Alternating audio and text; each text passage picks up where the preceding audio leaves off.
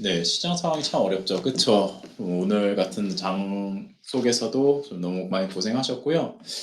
사실 그런 걸 다 떠나서 처음에 이 주제를 팀에 말씀드리고 고고 클럽 강의를 준비할 때는 '아 그래 뭐 당연히 해야 되는 주제겠지.' 했는데 좀 막상 준비하다 보니까 좀 이래저래 시간에 쫓기면서 좀 내용 면에서 '아 그래도 쪼끔 더 집중해서 말씀드릴 게 많을 텐데.' 하는 아쉬움은 좀 있습니다. 네 그럼에도 불구하고 시장이 나쁠 때 뒤에서 한번 보여 드릴 텐데 좀 기존 산업 중에서 되게 크게 성장하는 쪽과 지금처럼 시장이 굉장히 많이 빠졌을 때 기준으로 말씀드리는 겁니다. 그리고 두 번째 잘 모르던 산업이 급격하게 성장하는 경우 뭐 두 가지로 좀 나뉘게 될 것 같은데 좀 그런 점에서 앞으로 요쪽 산업에 펀드가 그런 상품이 많으면 좋겠는데 펀드가 아닐 수도 있을 것 같습니다. 조사를 하다 보니까 좀 그런 생각이 많이 들더라고요.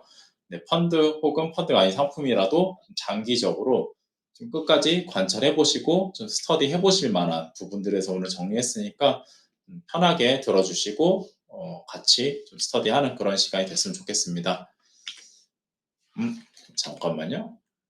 안 돌아왔네요. 잠깐만 기다려 주세요. 보자.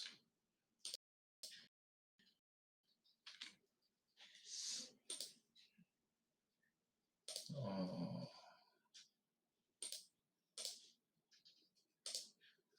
이게 죄송해요. 지금 아직도 화상의 시스템이 쪼끔 손에 안 익어서 아직도 이러네. 죄송합니다.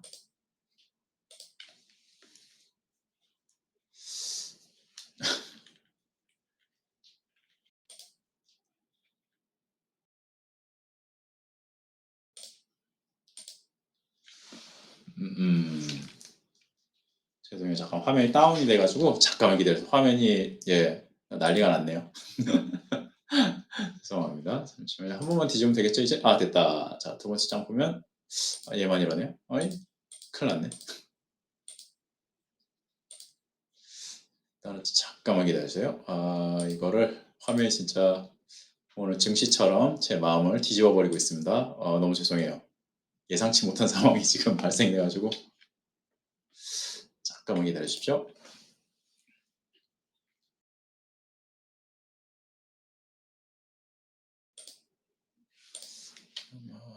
이거는 다 이렇고 이제 네. 잠깐만 의문을 갖지 마시고 쪼끔만 기다려 주시면 됩니다. 이게 정리하는 방식이 좀 웃겨 가지고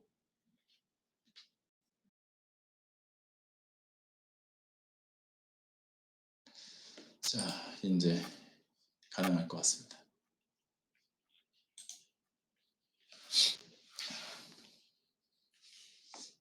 다들 화면이 느리거나 그러시지 않으세요? 지금 요 컴퓨터 문제 같은데 화면이 엄청 느려져 가지고 조작이 쪼끔 어려움이 있네요.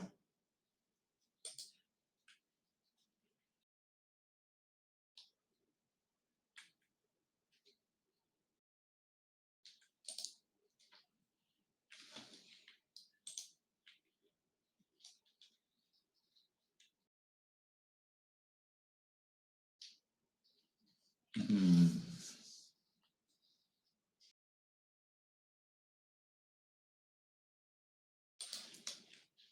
예. 뒤집어졌죠. 제 마음도 뒤집어지고 강의안도 뒤집어지고 지금 굉장히 이번에 되겠네요. 돌리면 자 넘겨 보겠습니다. 아 됐습니다. 네. 이어가겠습니다. 좀 이상한 상황이 발생이 됐는데 올해 초에 신한금융투자에서 얘기했던 건데 이때 사실 저희 직원분들과 화상회 할 때 두 번이나 쏜 장표인데도 불구하고 저도 좀 많이 반성하고 앞으로도 더 주의 깊게 봐야겠다 싶었던 게 사상 전환기까지 뭐 이런 지금이 사실은 경제 사상이라고 거창하게 표현했지만 큰 틀에서 많이 바뀌고 있죠. 예를 들어서 이거 예전에 했던 내용 한 번 더 재반복하면은 네 맞습니다. 자 모든 게 내 맘 같지 않습니다. 굉장히 지금 속으로 좀 쫄렸지만 다행히 지금 돌아와 가지고 좀 마음이 편한데 형광등 여기 있네요.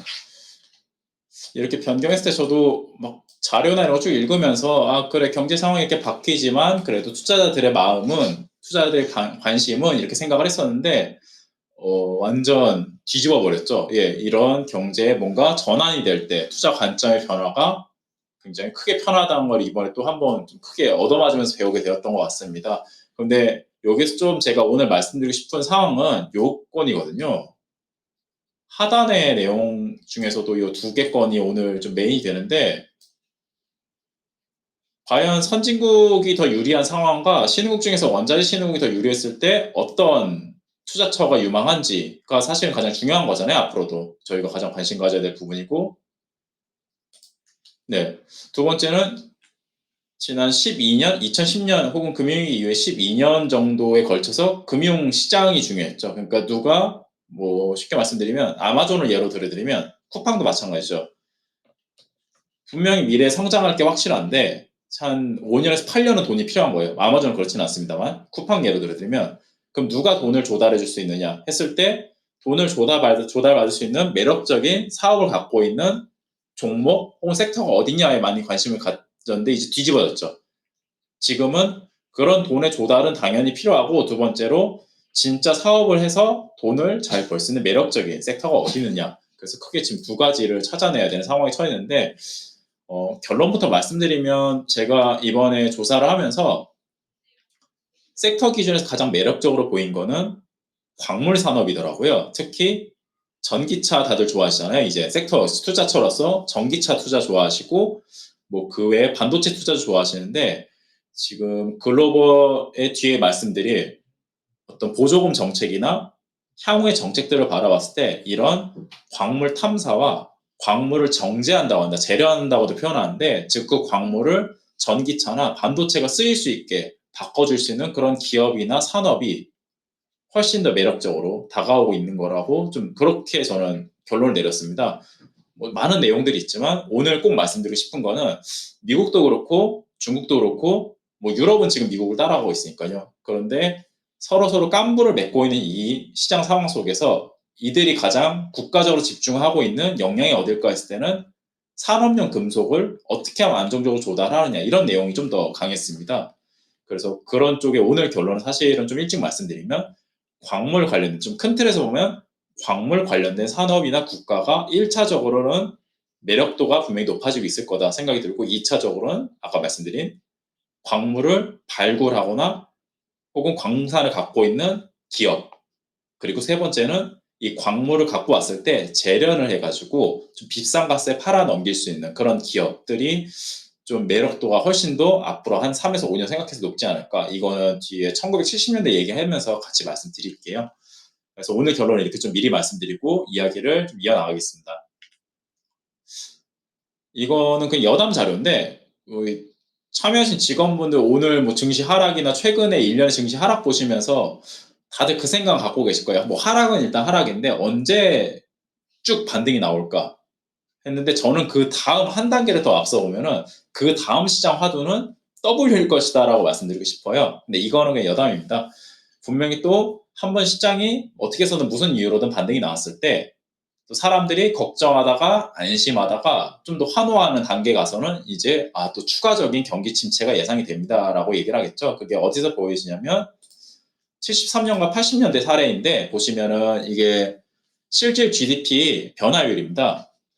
뭐 U자형이나 W자다 뭐 예전에 코로나 때 생각하시면은 좀 쉬우실 거예요. 뭐 그 다음에 경기 상황이 뭐 나이키형으로 가네, 무슨 W로 가네, U자형, L자형 여러 가지 얘기가 있었지만 결국에는 W에 많이들 집중하더라고요. 즉 한 번 희비가 엇갈린다고 엄청 좋아했다가 한 번 더 급락하는 그런 상황도 한 번쯤 염두에 두실 상황이다. 근데 지금 뭐 이미 한 번 1차나 2차에 가까운 급락이 나왔기 때문에 저는 조금 W에서 정말 어려운 시기입니다.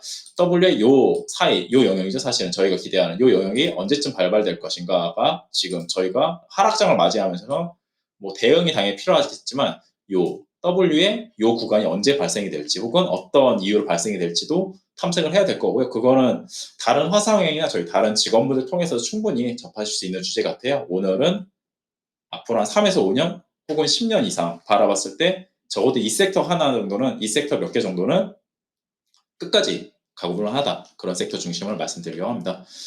옛날 자료 한번 좀 볼게요. 갖고 있는 게 다 옛날 자료들이라서 그런데 좀 과거로 보면 이게 미국의 윌셔 5000이라는 지수가 있어요. 말 그대로 미국의 상장기업 5,000개를 만들어 놓고 지수를 만들어 본 거예요. 그러면 S&P 500보다도 훨씬 더 광범위한 거죠.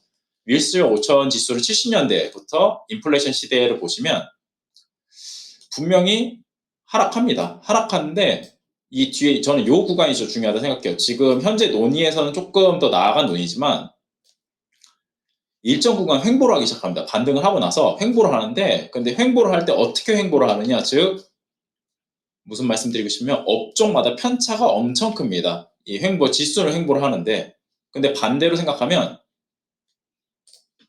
하락하진 않고 있거든요. 왜 제가 알기로도 요 경기 침체 한번 나오고 그 다음에 미국에서 연준에서 물가를 잡기까지 약 80년대 직전까지 계속 기준금리 올리면서 시장에 침체가 발생했다고 일반적으로 알고 있었는데 5,000개를 종합해서 지수를 만든 걸 보시면 다 같이 보시면 뭐 그냥 듣고 계셔도 됩니다.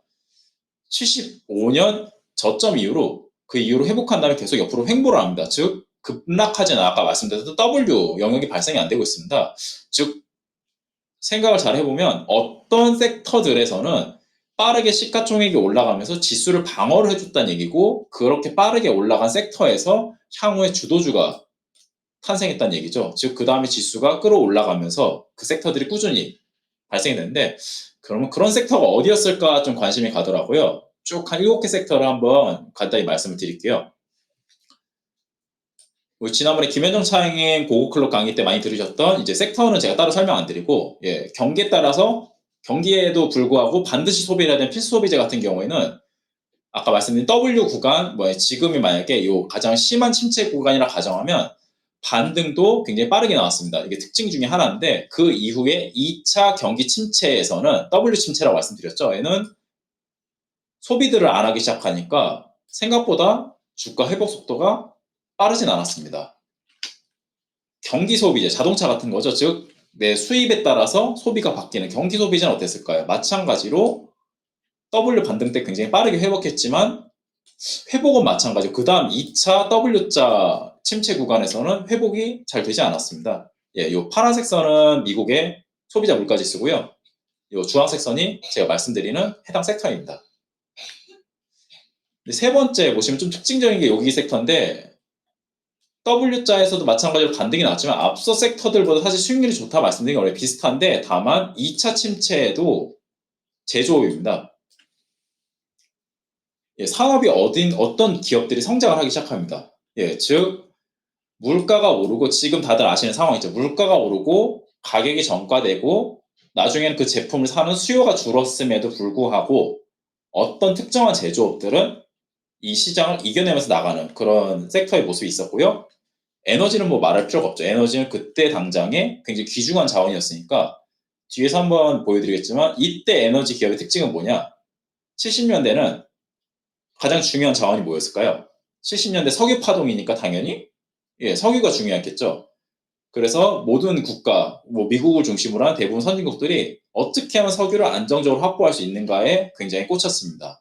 앞서 제가 산업금속 말씀드린 이유도 여기에 좀 연관이 있는데 70년대에 부족한 건 석유 산업이었고 석유 산업의 기업들을 크게 발전시키고 글로벌하게 확장할 수 있게 지원해 주는 게 1차 목표였거든요. 그래서 에너지 섹터에 속한 기업들은 W자 구간에서 반등도 세게 나왔지만 이후에 다시 재침체 과정에서도 가장 빠르게 회복한 섹터가 되었어요. 즉 필요한 걸 공급해준 산업이 가장 빠르게 회복한 걸 보실 수 있었겠고요. 기술주가 좀 애매하지만 조사를 해보니까 70년대 지금 저희가 쓰는 이 PC랑 어떤 노트북 혹은 이런 모든 컴퓨터의 태동 실제 확장이 된 거는 IBM이라는 회사부터 시작이 됐다도 과언이 아닌데 70년대에 IBM이 굉장히 크게 확장을 하기 시작했습니다. 즉 굉장히 어려운 소비 구간임에도 불구하고 사람들이 혹은 기업들이 새로운 기술에 대한 투자 혹은 효율성을 높여주는 생산성을 높여주는 어떤 기술에 대한 투자는 끊이지 않다는 것을 확인할 수 있었고요. 소매점은 뭐 말할 것도 없이 나빴습니다.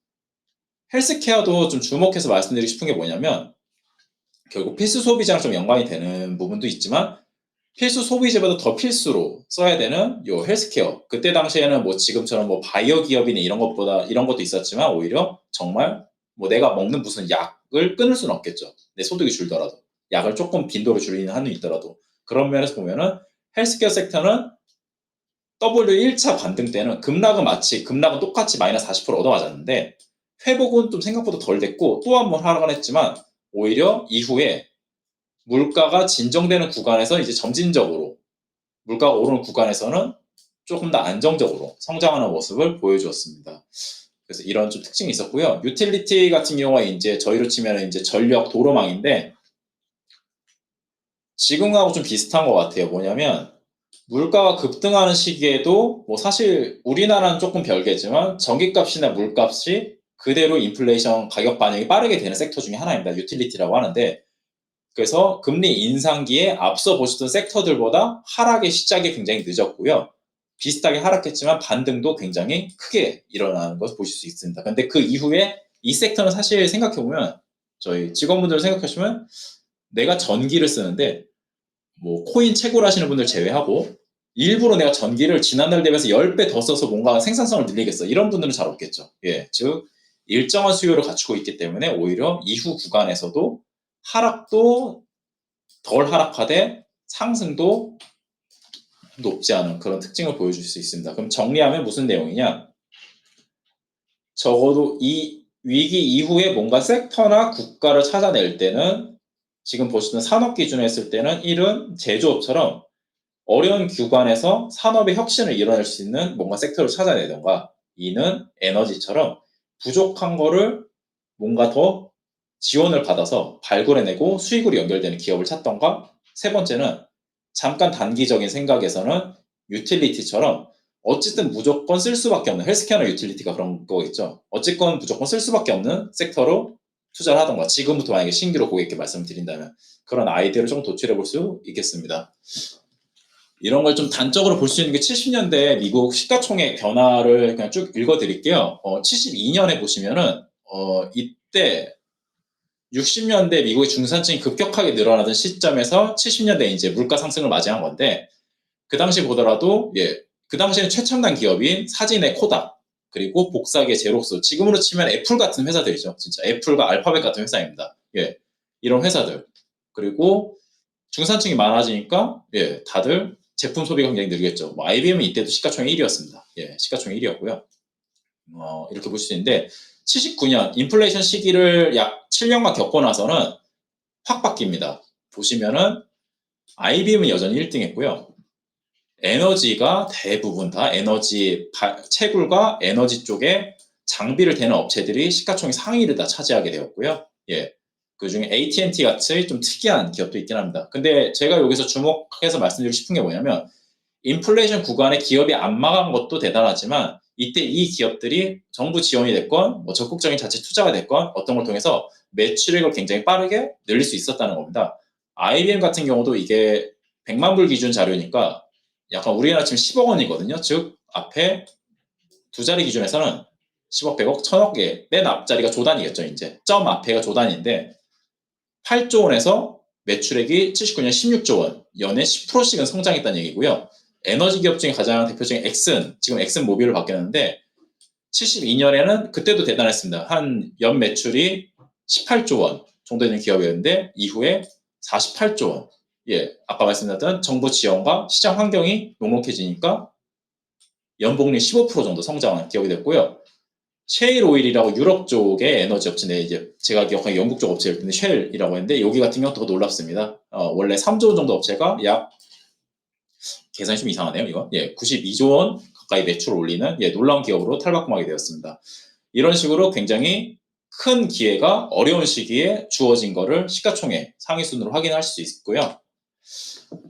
근데 그럼에도 우리가 만약에 투자 상품으로 접근했을 때, 뭐 개별 주식 하시는 분들은 이게 뭐 큰 아이디어가 될 수 있지만, 펀드란 상품으로 접근했을 때는 결국 이런 펀드를 찾고 싶은 거죠. 리바이스 사이클 그렇죠.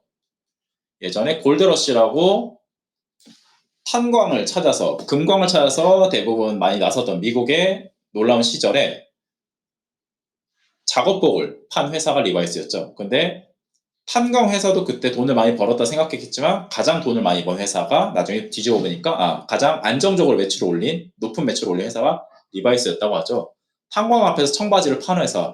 지금 제가 여러분들께 좀 말씀드리고 싶은 섹터도 정부 지원이 탄광이라고 쳤을 때 혹은 부족한 게 탄광이라고 쳤을 때 그 앞에서 청바지를 팔고 있는 섹터는 어디일까? 좀 많이 고민이 되는 시기입니다.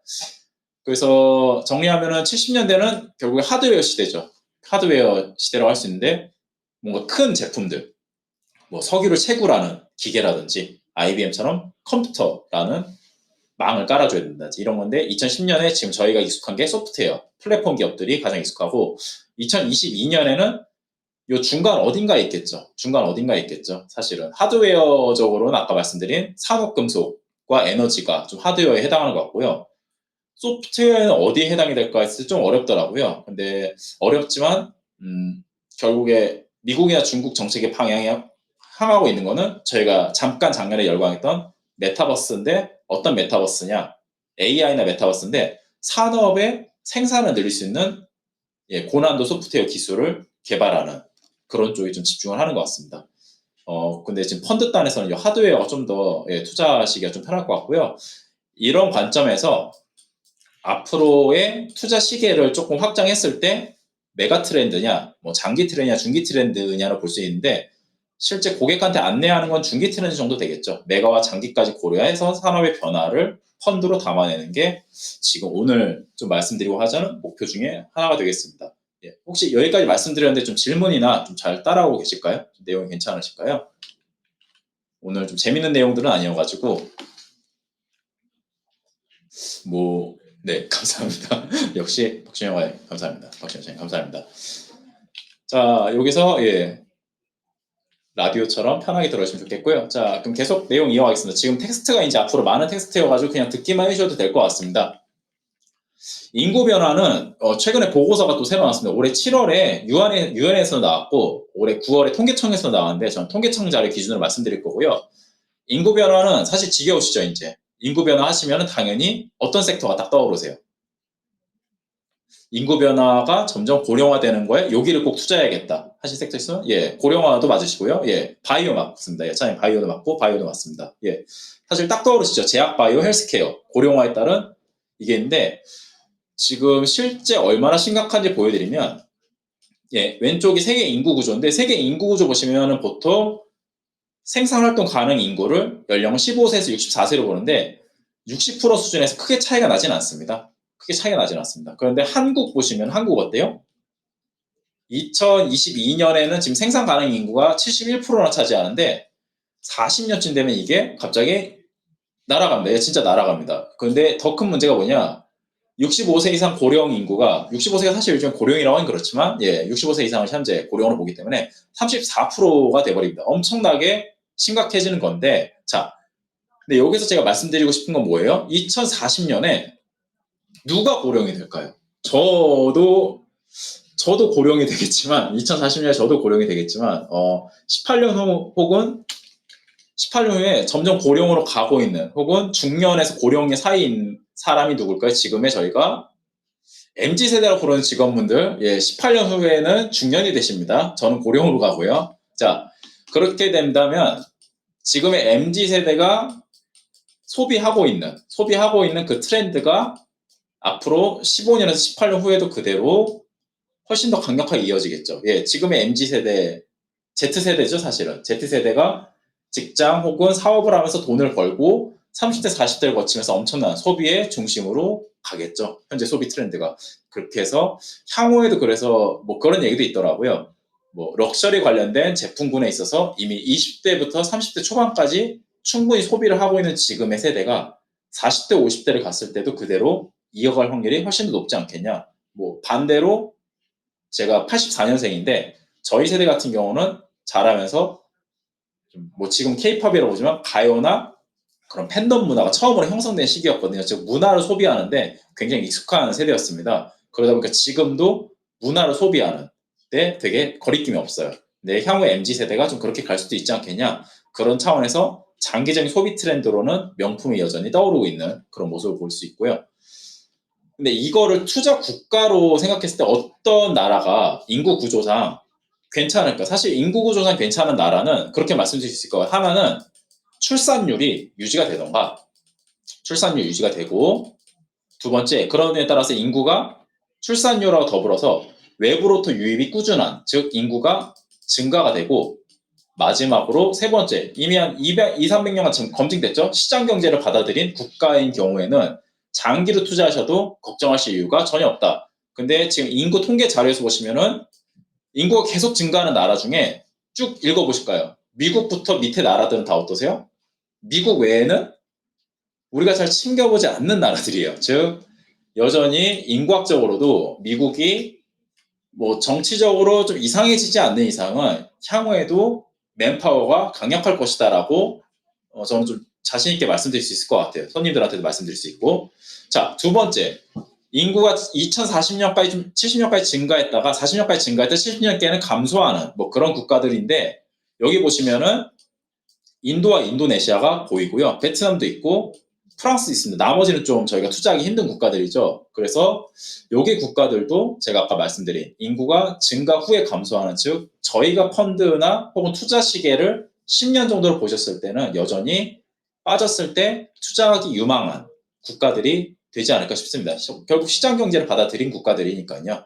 근데 여기서 베트남이 조금 아리까리하지만 베트남이 조금 아리까리하죠. 좋긴 한데 아직까지는 공산주의이기 때문에 중국처럼만 가지 않으면 그래도 나쁘지 않을까. 나쁠 일은 없겠다 생각을 하고 있습니다. 인도는 이미 한번 증명이 됐고 인도네시아도 최근에 증명이 되고 있는 상황이고 프랑스는 좀 개별로 투자하시기는 어렵다 보니까 좋긴 해도 당장에 좀 말씀드리기 어려운 것 같습니다. 자, 그 다음에 인구가 계속 감소하는 즉 맨파워가 계속 줄어드는 국가 중에서 시장 경제를 받아들인 국가들 보시면 일단 일본과 독일이 대표적이고 우리나라도 대표적입니다. 이탈리아 같은 경우도 지금 체크를 안 해요. 해당하는데 유럽은 유럽 통으로 투자하시는 방법들이 많기 때문에 일단은 현재 좀 평가 면에서는 일본이 그래도 좀 우수하게 나오는 측면은 있습니다. 일본이 좀 우수하게 나오고 한국도 나쁘진 않다는 평이 나오고 있는 것 같습니다.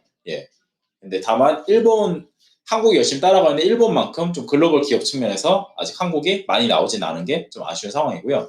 그래서 인구 변화 측면에서 본다면 정리해드리면 미국 그리고 신흥국 중에서는 이쪽 인도, 인도네시아, 베트남 그리고 선진국인의 인구가 감소하는 쪽에서는 일본과 유럽 일부가 중국은 여전히 유효하다 생각을 하는데 좀 검증이 많이 필요한 부분이 있겠죠. 중국 이렇게 해서 좀 국가별로는 이 정도가 투자할 만한 국가지 않을까. 만약 국가 펀드적으로 보시면요. 펀드에서 국가로 보시면 이렇게 투자할 만하다 말씀드릴 수 있겠고요.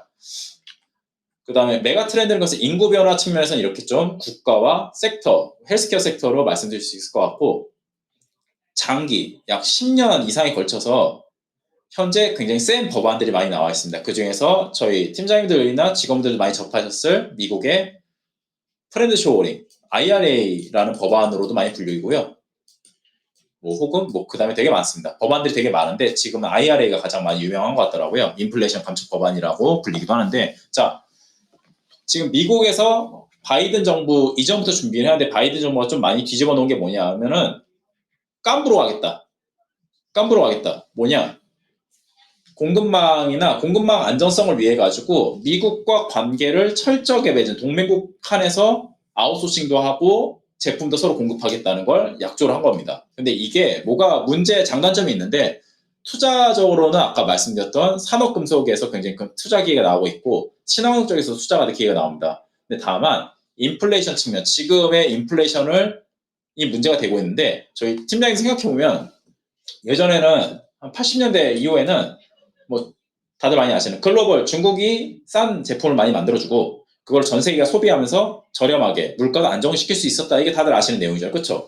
그런데 이런 국가들을 제외하고 깜부로 간대요. 근데 미국하고 깜부를 맺을 수 있는 국가는 뭐 이런 저렴한 노동력을 갖고 있는 국가도 있지만 대부분 그렇지 않다는 거죠. 되게 비싼 중임금에서 고임금의 노동력을 갖고 있는 국가들이 많습니다. 즉 인플레이션이 앞으로는 물가 상승이 어떻게 될까요? 저는 저물가 시대가 언젠간 오겠지만 앞으로 이 미국의 프렌드 쇼어링이라는 IRA나 이런 정책을 봤을 때는 굉장히 오래 걸리지 않을까 그런 생각을 많이 하고 있습니다. 즉 중물가 수준을 계속 우리가 받아들여야 된다. 근데 그림 보시면은 미국이 현재 계획하고 있는 거는 이 정도 권역에서 미국의 깐부들을 맺으려고 현재 노력을 하고 있고 근데 중국은 가만히 있을까요? 중국도 가만히 있지 않죠. 중국도 제가 지금 그림 그려드린 여기와 여기 아프리카 중동 포함해서 지금 남미도 그렇죠. 예, 미국과 경합을 벌이고 있습니다. 즉 현재 미국의 진짜 깐부는 유럽 정도, 유럽과 멕시코, 캐나다 정도고요. 그리고 일본, 호주 정도 되겠습니다. 중국과 현재 경합이 벌어지고 있는 요 가운데 라인이 향후에도 계속 좀 관찰해 주셔야 되는데, 일단은 깐부에 따라서 깐부를 맺었는데 아까 말씀드린 대로 이런 상황이 나중에 발생할 수 있죠. 깐부라면서 했는데 물가, 그 나라 경제에 진짜 도움이 될지 안 될지는 좀 지켜봐야 되는 그런 상황입니다. 자, 근데 투자 측면에서 봤을 때 이런 프렌드 쇼어링이라는 정책에 가장 큰 수혜가 누가 있느냐 했을 때 첫 번째 섹터는 다들 아시는 반도체 섹터가 되겠습니다. 현재 미국은 경상수지 적자임에도 불구하고 반도체 육성을 강하게 표방을 하고 있습니다. 반도체 같은 첨단 기술은 경상수지 적자를 보면서까지도 수입을 하는데 앞으로는 자국 내 생산을 굉장히 독려하고 있는 그런 상황이고요. 자, 근데 이게 반도체 전체 섹터를 보더라도 되게 산업적으로는 향후에 3에서 5년 있다가 호황이 진짜 올 수도 있겠다 다들 생각을 하실 수밖에 없는 게, 여기 제가 지금 갖고 온 자료만 보더라도 미국, 유럽연합, 일본, 인도, 중국, 한국, 대만 몇 개국이죠? 한 6개 나라에서 뭐 단위도 장난 아닙니다. 억 달러입니다. 예, 몇백억 달러씩 10년, 5년, 10년에 걸쳐가지고 세액 공제나 장기적으로 투자를 하겠다는 거거든요. 즉, 뭐 실제 반도체를 완성한 삼성전자 같은 기업뿐만 아니라 반도체 장비를 만드는 많은 국가나 기업들이 되게 지금 군침 흘리면서 뛰어들고 있는 상황입니다. 근데 지금 누가 게임 체인저가 될 거냐 했을 때 뭐 이런 옛날 과거 사례가 있는데, 예를 들어 예전에 미국이, 지금도 비슷한데 87년에 일본이 엄청 치고 올라오니까 반도체 산업 치고 올라오니까 미국이 이걸 죽여버린 사례가 있습니다. 87년에 미국에서 비영리 협력단체를 정부 지원하에 만들어가지고 일본 반도체 산업 견제를 했는데, 예, 이때 일본 반도체가 정말 망했다시피 굉장히 내려갔고요. 삼성과 TSMC가 이때 굉장히 크게 부상을 했는데, 앞으로 지금 만약에 미국이 발표한 정책의 게임 체인저는 어디일까 했을 때, 일본처럼 망하는 국가가 있다기보다는 굉장히 글로벌리 미국에 빨리 진출하는 업체들이 좀 수혜를 입지 않겠냐, 그런 예상으로 나오고 있습니다. 이게 일본이 망했다는 그런 그래프고요.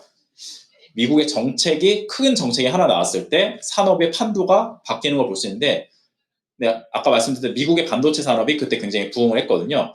이번에는 이번에 미국의 자국 내 반도체 산업 기업을 육성하는 게 아니라, 육성하지만 글로벌 반도체 업체들한테 투자를 요청한 상황이기 때문에 장기적으로는 좀 깐부 안에 반도체 기업들은 굉장히 큰 수혜를 누릴 수 있지 않을까, 그런 생각들을 하고 있습니다. 사실 오늘 중점으로 말씀드리고 싶은 거는 이 광물 개발 사업인데, 현재 미국이나 중국이나 전기차를 만들 때나 반도체를 만들 때 산업금속, 히토류라고 하죠. 광물이 정말 없습니다. 예. 극단적으로 말씀드리면 중국도 전기차 기준에서는 자금률이 10%밖에 안 되고요. 미국은 더 낮습니다. 예. 한국도 마찬가지로 낮고요. 자, 근데 보시면은 이런 광산을 갖고 있는 국가는 많지가 않습니다. 대부분 아시는 콩고, 호주, 인도네시아, 러시아 정도입니다. 예, 진짜 적습니다. 요거는 지금 제가 전기차 기준으로 지금 그래프를 따온 건데, 그런데 아까 말씀드렸던 이 광물을 갖다가 재련하는 기업 기준에서는 일단 기타 국가의 캐나다, 호주가 포함되거든요. 캐나다, 호주가 좀 많고요. 그리고 중국이 굉장히 글로벌 시장에서 8, 90% 차지하고 있는 그런 상황인 겁니다. 그래서 미국은 이것도 끊고 광물의 독립성도 높이려는 그런 정책을 지금 취하고 있다 보실 수 있겠습니다. 근데 이게 제가 친환경과 같이 연결 지으려고 하는 게 뭐냐면, 광물 관련된 섹터와 친환경 섹터를 같이 분석을 해보면은 이게 나오는데, 지금 광물 개발 산업에서 미국의 법안이 중심이 되는 게 뭐냐면, 친환경, 태양광과 풍력을 굉장히 많이 늘리겠다가 법안의 중심입니다. 많은 크레딧을 주겠다, 혜택을 주겠다 했는데, 이 청정 에너지를 늘리려면 광물이 필요합니다, 이것도. 근데 여기 밑에 그래프 보시면은 풍력하고 태양광까지 필요한 광물과 지금 말씀드린 희귀 광물이나 이런 산업용 광물과 원자력, 석탄, 천연가스에 필요한 광물이 극단적으로 차이가 납니다. 즉, 친환경 섹터를 성장시킨다는 거는 곧 광물 관련된 섹터를 성장시키는 것과 지금 동일해져 버리는 겁니다. 그렇기 때문에 저는 요 두 개 섹터를 함께 보시는 거를 지금 추천을 드리겠습니다. 앞으로 뭐 이거 그래프는 생각하고요. 뭐 중국 같은 경우도 지금 원자재 공급 보장은 국가 안보의 핵심 중 하나로 이미 제시를 한 상황입니다. 왜냐하면은 지금 요 영어로 써 있지만 글로벌 전기차 배터리 공급망에서 빨간색이 중국이거든요. 원재료를 제외한 재련과 배터리 팩 만드는 거까지 완성된 전기차 만드는 것까지 50% 이상을 평균 중국이 차지하고 있습니다. 정말 원자재 제약은 다 하고 있기 때문에 이걸 지금 미국이 끊어버리려고 하는 거고요. 미국이 끊어버렸을 때 두 가지로 나뉘겠죠. 하나는 미국 쪽에 붙어 있어서 수혜를 입을 수 있는 국가나 산업, 캐나다, 호주라고 아까 말씀드렸죠. 그쪽이 유망하다 볼 수 있겠고요. 두 번째, 중국에 이미 기대어 있는 곳들이 인도네시아. 근데 인도네시아 같은 경우는 지금 미국하고도 지금 기대고 있어가지고 좀 굉장히 흥미진진한 상황입니다. 요 채굴, 마이닝에 있어서 지금 인도네시아 비중이 굉장히 높은 편이기 때문에 아무래도 인도네시아 같은 국가가 좀 향후에도 각광을 갈 수 있지 않을까 그렇게 좀 조심스럽지만 예상을 해보겠습니다. 자, 마지막 투자처로는 사회 기반 시설인데 이거는 뭐 밑에 제가 쭉 내용을 써놨지만 뭐 결국에 중요한 거는 요 내용 같습니다. 어떤 인프라에 많이 투자를 하냐 미국 기준에서 했을 때 다 기후변화, 태양광, 전기차 그리고 전력망 개선입니다. 앞으로도 그린 산업 부양이 초점을 맞춘 사회 기반 시설 갱신이다로 보실 수 있겠습니다. 자, 그래서 정리하면 투자 아이디어로서 접근하면은 아까 먼저 말씀해 주신 고령화 인구 증가에 있어서 당연히 실버 산업 헬스케어를 놓칠 수가 없겠죠. 이거는 어쩔 수 없는 것 같아요. 정말 만약에 펀드 입장에서 보면은 안정적인 장기 적립을 원하신다면은 뭐 저희도 뭐 한화 글로벌 헬스케어나 메리츠 글로벌 헬스케어 같은 펀드가 있지만 그 외에도 뭐 이 실버 산업이나 헬스케어 관련된 것들은 당연히 더 투자할 수밖에 없고 특히 향후에 고령 인구가 한국이나 미국, 중국 같은 경우는 너무 큰 폭으로 좀 증가를 하고 있기 때문에 헬스케어 섹터 정도면 그래도 좀 마음 편하게 투자를 하실 만한 요인이 되지 않을까 싶습니다. 그리고 소비 측면에서는 아마 향후에 고령층이 되는 MZ세대 기준으로 했을 때는 1인 가구에 가까운 소비, 아까 말씀드렸던 명품도 해당이 되고 혹은 필수 소비재보다는 경기 민감주가 오히려 필수 소비재처럼 소비가 되는 좀 안정적인 수요를 갖게 되지 않을까 좀 그런 예상도 조심스럽게 좀 나오고 있습니다. 근데 요거는 좀 투자 아이디어로서는 조금 제가 분석했을 때는 좋진 않은 것 같아요. 실버 산업의 헬스케어는 언제든 투자할 수 있으니까 넘어가고요. 국가 측면에서는 지금 요 정도 국가가 여전히 꼽히고 있는 것 같습니다. 앞서 인구 구조적으로 정리해보거나 혹은 정책적으로 지원을 할 수 있는 그런 나라들 정리해봤을 때는 요 4개 국가를 다들 많이 얘기를 해주고 계십니다. 미국과 일본, 인도, 베트남 정도를 장기적으로 관심을 가져야 된다. 2023년 기준으로 보더라도 만약에 내년도 현재 예상치를 보더라도 이익 증가가 예상되고 있는 국가들의 세 나라가 있는데 일단 인도, 중국, 미국이 포함이 되고요. 그 다음에 베트남 같은 경우도 신흥시장 쪽에서는 거의 걸쳐 있다 보실 수 있겠습니다. 특히 인도를 빠졌을 때 더 주목들을 하시려는 이유는 아마 이거 같아요. 출산율 기준에서 지금 2023년에 출산율과 인구수 기준에서 맨파워가 굉장히 세집니다. 인도가 인구수가 세계 1위, 원래는 중국이 많이 얘기가 나왔죠. 중국이지만 인도가 세계 1위를 기록하는데 지금 제가 조금 더 충격받은 자료는 영국이 요즘에 되게 어렵잖아요. 그렇죠. 영국이 가장 어려운데 내년께 예상치로 올해 지금 예상 GDP 기준에서 인도가 영국을 추월할 거라는 예상이 나오고 있습니다. 굉장히 좀 놀라운 일이죠. 예전에는 영국의 속국이었죠, 인도가.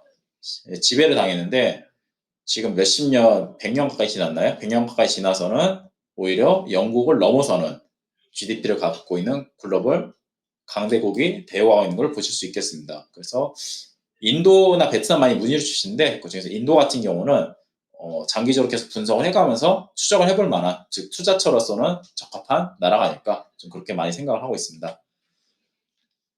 자, 그 다음에 산업 측면에서는 펀드로서는 현재 좀 해당하는 펀드가 아까 말씀드렸던 중국의 산업인형 금속을 대체할 만한 국가가 지금 호주와 캐나다가 꼽히는데 호주와 캐나다에 그 기업들이 있기 때문입니다. 근데 호주와 캐나다에 있는 기업들에 많이 투자가 되고 있는 쪽이 지금 하나천연자원인데 하나천연자원의 현재 단점은 원유 관련된 기업도 한 40-50% 투자를 하고 있기 때문에 좀 걸치긴 합니다만, 원유가 만약에 안정적으로 좀 돈을 벌고 광물에서 돈을 벌 수 있으면, 직원 여러분, 네, 잠깐 기다리죠. 가족의 날입니다.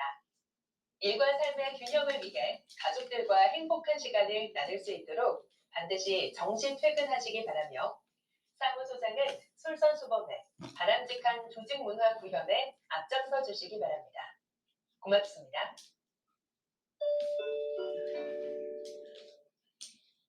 예, 현재 미국에서 나온 법안의 내용을 보면은 보조금을 주겠다는 식인 거예요. 즉 글로벌 공조를 해서, 글로벌 공조와 보조금을 통해 가지고 광물 개발과 재련을 진행을 하겠다는데, 지난 2011년까지 보시면 그래프로 한번 보시면은 파란색 선이 호주, 캐나다 광산업 기업들이 해외에 직접 투자한 것하고, 해외 직접 투자한 것하고, 파란색 선이 이제 중국이 투자한 규모인데, 중국은 꾸준히 해외 광산에 투자를 하다 보니까 지금 좀 과잉이다 얘기는 나오고 있고요. 오히려 호주와 캐나다 쪽이 지난 약 10년간 투자 규모를 줄여왔기 때문에 이번 보조금 정책을 힘입어가지고 투자를 늘리면서 앞서 70년대 보셨던 에너지 기업들이 시가총액 상위를 차지하는 것처럼 이쪽 기업들이 좀 회복하거나 혹은 성장할 수 있는 발판이 마련되기 아니냐는 얘기가 나오고 있고요.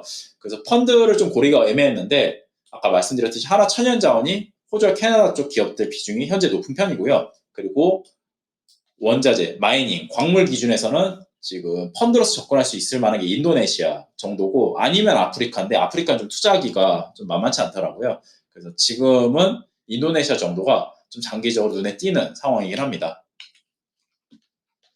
그리고 미래 에너지 발전 기준에서 아까 태양광 계속 말씀드렸는데, 이번 법안 발표 이후로 글로벌 태양광 설치 전망이 다 상향이 되어서, 중국도 지금 거의 미친 듯이 태양광 설치를 하고 있고, 미국도 그렇고 유럽도 그렇고 하는데, 중국은 현재 글로벌 태양광 공급망에서 약 90%, 모든 분야의 90%를 차지하고 있는 거의 독점 국가인 셈이고요. 미국은 중국의 이런 독점을 피해서 태양광을 발전하려는 노력을 현재 기울이고 있는 상황인데, 그러니까 전기차도 그렇고 대부분 중국산을 안 쓰면 이런 조건들이 좀 많이 들어가고 있습니다. 근데 유럽조차도 지금 뭐 원전을 확대하는 많은 얘기 나오고 있지만, 실제 가장 보조금 혜택을 많이 주는 건 2030년까지 태양광 중심으로 한 신재생 에너지 확대이기 때문에, 태양광 쪽을 가장 잘 발굴하거나 밸류체인을 좀 정확하게 이해하거나, 혹은 최근 신재생 에너지 반등 구간에서 좀 빠르게 반등한 펀드들이 뭐 있냐 했을 때는 하나 그린히어랑 멀티에스 글로벌 클린 에너지 정도가 해당이 되었고요.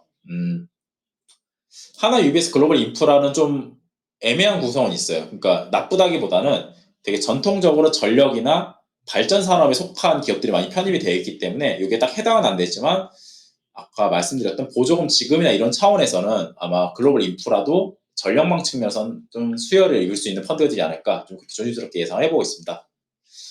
마지막으로 반도체인데요. 이거는 딱 두 개를 정리할 수 있겠습니다. 피델리티 글로벌 테크놀로지는 매니저가 원체 잘 종목을 발굴하는 편이고요. 유리 필라델피아 반도체는 글로벌 반도체 장비나 산업 쪽에서 가장 대표적인 인덱스이기 때문에 좀 말씀드리는 건데, 앞으로 이게 뭐 1,000억 달러가 진짜 들어가는 건 아니지만, 죄송해요. 정리하면, 현재 미국에 투자를 하겠다고 발표한 기업들의 투자 규모만 합쳐보면 지금 1,000억 원 달러, 약 140조 원을 호가하고 있는 그런 상황입니다.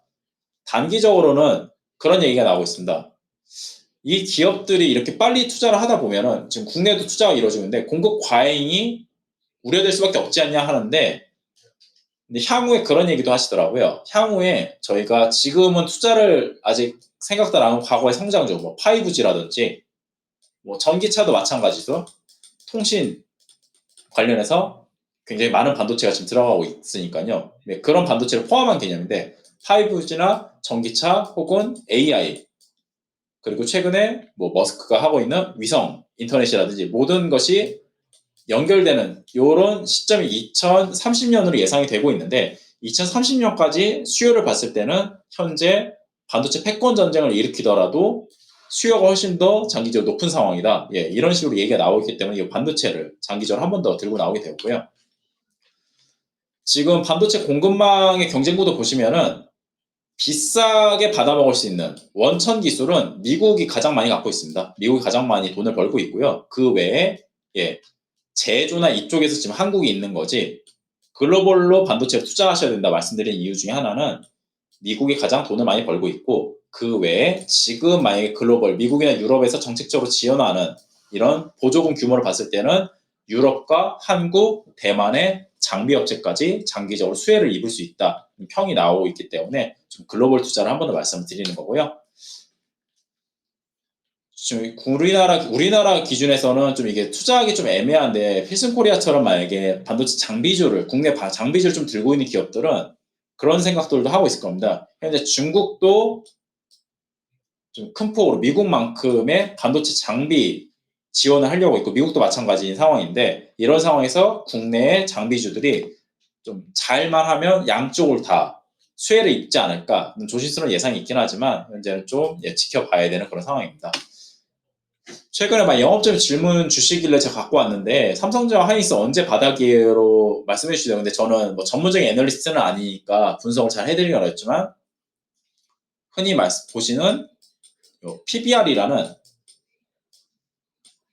기업의 장부 가치 대비 몇 배를 주가 수준으로 하냐 했을 때 삼성전자가 약 1.2배가 역사적인 반등 수준이었고 하이닉스 요 1배 수준이 반등 수준인데 지금 이미 주가는 다 요 수준을 깼어요. 그래서 심리지가 되게 나쁜데 그러면 두 번째로 기업 실적 측면에서는 어떻게 좀 추정을 해볼 수 있을까 해서 찾다가 하이닉스랑 삼성전자를 어떻게 투자하면 좋을까요? 만약에 저희 직원분들이 하이닉스랑 삼성전자를 개별주로 투자한다고 했을 때 어떤 지표를 많은 지표인데 어떤 지표를 좀 참고하면 좋을까요?가 제 의문의 시작점이었고요. 다행히 어떤 애널리스트 분께서 좀 좋은 아이디어를 주셔가지고 갖고 와봤습니다. 결국에 이런 경기에 민감한 기업들이 나중에 좀 잘 팔릴 거라 실적이 언제 둔화가 되냐면 나중에 잘 팔리겠지 하고 재고를 급격하게 쌓았다가 재고가 안 팔리기 시작할 때 이제 실적이 깨지고 근데 주식시장 그걸 미리 알 수 있다 가정을 하기 때문에 주식도 먼저 빠진다 이렇게 생각을 해보면 하이닉스 기준으로 좀 갖고 와봤습니다. 빨간색 선이 하이닉스 시가총액이고요. 그리고 주황색 선이 하이닉스의 재고 자산을 좀 계량화해 본 건데 보시면은 빨간색 선과 주황색 선이 분기 단위 자료입니다. 반대로 갈 때가 특징적인 게 뭐냐면 하이닉스가 재고를 굉장히 많이 쌓았을 때 쌓는 구간에 맞춰서 주가가 하락하는 걸 보실 수 있겠습니다. 좀 특이한 현상이라고 생각할 수 있겠지만 아까 말씀드렸던 즉 경기 민감주는 가장 최악인 구간에 투자를 해야 되는 게 맞다 싶은 게 가장 최악인 구간이 뭐라고 했죠? 재고를 많이 쌓아둔 구간이 최악의 구간이죠. 지금도 좀 그런 구간에 진입을 했습니다. 재고를 굉장히 많이 쌓았고요. 주가는 반대로 하락하고 있습니다. 그래서 아까 말씀드렸던 3에서 5년 장기 투자 아이디어를 갖고 투자를 손님과 얘기를 하시거나 혹은 개인 투자를 고려하고 계신 직원분들은 꼭 하이닉스가 아니더라도 이 반도체 섹터에 대해서 어느 정도 이런 관점을 갖고 접근하실 수 있지 않을까 좀 그렇게 생각이 들어가지고 자료를 갖고 와봤습니다. 일단 참고자료 목록은 여기까지고요. 참고자료 제가 이번에 자료 작성한 참고자료 한 거는 좀 이런 자료들이 있기 때문에 한번 참고해 주시면 좋겠고요. 이상 오늘 미래 투자 아이디어 좀 심각하고 어려운 시장 상황이지만 좀 그럼에도 불구하고 좀 힘을 내주십사 해서 좀 이렇게 투자 아이디어 정리하면은 산업용 금속과 에너지 그리고 반도체 국가는 좀 인구학적으로 참고 삼아 말씀드렸던 건이 있습니다. 혹시 질문 사항 있으면은 좀 말씀 부탁드리고요. 지금 좀 제가 읽은 자료들 중심으로 정리를 하다 보니까 좀 텍스트가 많아서 죄송하긴 한데 그래도 이 정도 투자 아이디어가 좀 과거 사례에 비춰봤을 때 참고하실 만한 좀 그런 투자 아이디어가 아닐까 싶습니다. 질문이 없으시면은 나중에 혹시 궁금하신 거나 필요하신 점 있으면 클릭번호 또 부탁드리고요. 좀 어려운 시장 상황에서도 그래도 많이 들어와 주셔서 감사 인사드리고 좀 4분기에는 좀 더 좋은 내용으로 찾아뵐 수 있으면 좋겠습니다. 퇴근 잘 하시고요. 다음에 또 좋은 내용으로 찾아뵙겠습니다. 감사합니다.